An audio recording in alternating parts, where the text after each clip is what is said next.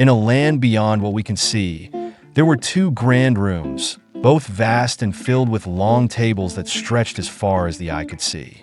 Each room was a mirror image of the other, yet the experiences within them couldn't be more different. The first room, known as the Hall of Suffering, was a place of darkness. The table there overflowed with the most delicious and aromatic foods one could imagine: roasted meats, fresh fruits, pastries, and more. The smell was intoxicating, making mouths water and stomachs rumble with hunger. Around this table sat countless people, each holding a long fork in their hand. These forks were so long that they couldn't be used to feed oneself. No matter how hard they tried, they couldn't bring the food to their own mouths. But instead of helping one another, the people grew frustrated and angry. They glared at their neighbors, suspecting them of trying to steal the food or prevent them from eating. As time passed, their faces twisted with greed, hatred, and jealousy. Some began to fight, using the long forks as weapons, trying to push each other away from the table. Others simply wept in despair, too weak to fight, but too consumed by bitterness to think of another way. Despite the feast before them, no one in the room could eat, and so they remained hungry, tormented by the sight and smell of the food they could never taste. In the second room, the Hall of Joy, everything seemed much the same at first glance.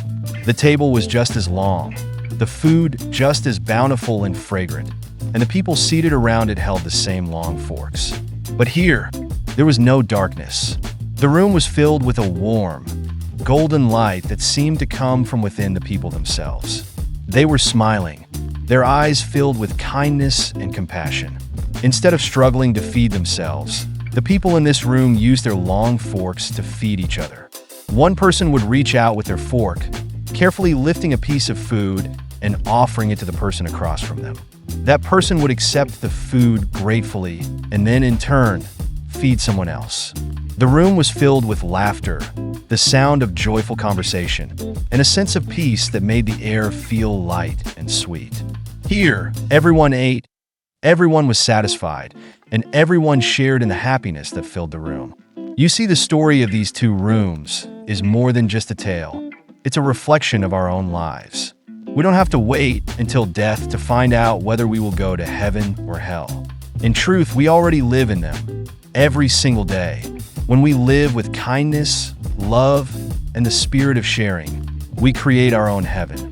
We find joy in the happiness of others, and the world around us becomes a place of light and warmth. But when we let greed, hatred, and jealousy take over, we live in our own hell, surrounded by plenty, but unable to enjoy it, consumed by our own bitterness. So, which room do you want to live in? Share your thoughts in the comments below and let us know. Remember, the choice is yours.